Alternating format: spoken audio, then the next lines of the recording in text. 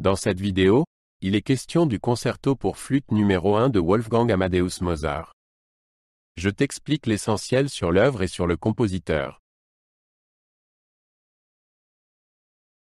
Wolfgang Amadeus Mozart est né à Salzbourg en 1756.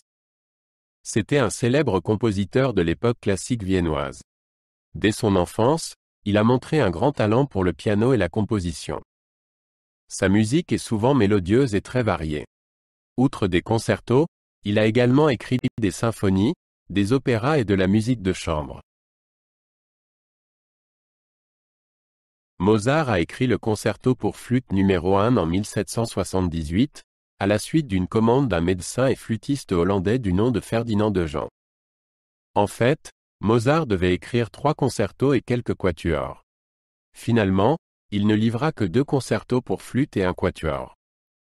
Malgré cela, le concerto pour flûte numéro 1 connut un grand succès. Le concerto pour flûte numéro 1 se compose de 3 mouvements.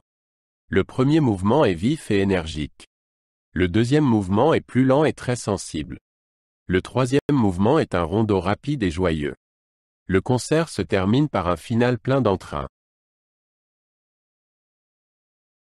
Le premier mouvement commence par un thème vif de l'orchestre. Ensuite, la flûte fait son entrée avec une mélodie pleine d'entrain. L'orchestre accompagne la flûte dans un dialogue animé. Entre-temps, il y a des passages plus calmes dans lesquels la flûte brille. Le mouvement se termine par une montée dramatique.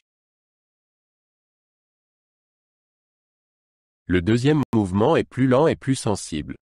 L'orchestre joue une douce mélodie qui est reprise par la flûte. La musique donne une impression de détente et de réflexion. Entre-temps, il y a des passages plus dramatiques qui créent une tension. À la fin, la mélodie calme revient. Le troisième mouvement est un rondo rapide et joyeux. La flûte joue une mélodie pleine d'entrain qui revient sans cesse. L'orchestre accompagne avec beaucoup d'énergie et de variété.